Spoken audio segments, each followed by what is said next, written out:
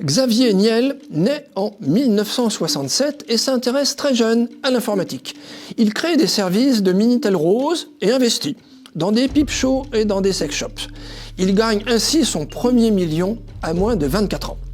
En 1991, il rachète Fermic Multimédia, un éditeur de services du Minitel Rose qu'il rebaptisera Iliad. 1999, c'est le lancement de Free comme un simple fournisseur d'accès Internet.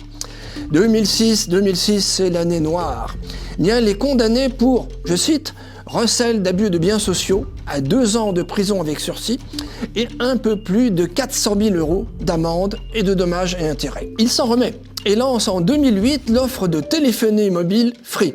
C'est la fortune, la vraie fortune, avec des actifs estimés à plus de 8 milliards d'euros en 2023. Niel est réputé pour avoir dit « Quand les journalistes m'emmerdent, je prends une participation dans leur canard ». Et il ne s'en prive pas. Avec des participations, je prends mon souffle. Dans Brut, Atlantico, Rue 89, Mediapart, Causeur, les Cahiers du cinéma. Mais il détient aussi en totalité Nice Matin, France Antilles et même Paris Turf. Mais son coup d'éclat, c'est, après des rachats successifs, d'être devenu, à travers une holding dédiée, l'actionnaire de référence du groupe Le Monde. Donc du quotidien Le Monde, mais aussi de l'Obs, de Télérama, le HuffPost, Courrier International, sans oublier La Vie et même Prier. Chacun connaît l'opérateur Free en France, mais Free est aussi présent en Suisse, en Irlande, en Pologne, en Italie. Propriétaire du golfe de Chantilly, d'un morceau de la tour Montparnasse, Xavier Niel a créé plusieurs écoles spécialisées autour de l'informatique, ainsi qu'un incubateur d'entreprises, la station F. Sa nouvelle ambition, c'est la télévision. Début 2023, il fait un faux tour de piste et soumissionne à la reprise de la fréquence de M6 avec un dossier bâclé. M6 gardera sa fréquence.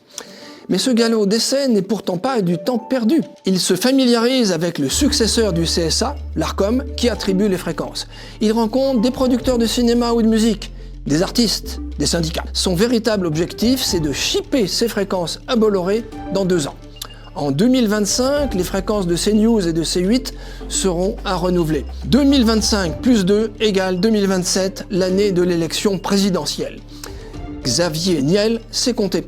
Ah, j'oubliais un détail. Niel est le gendre de Bernard Arnault. Arnault, LVMH, Les Échos, Le Parisien, etc. Les repas de famille doivent être bien intéressants. On leur souhaite bon appétit.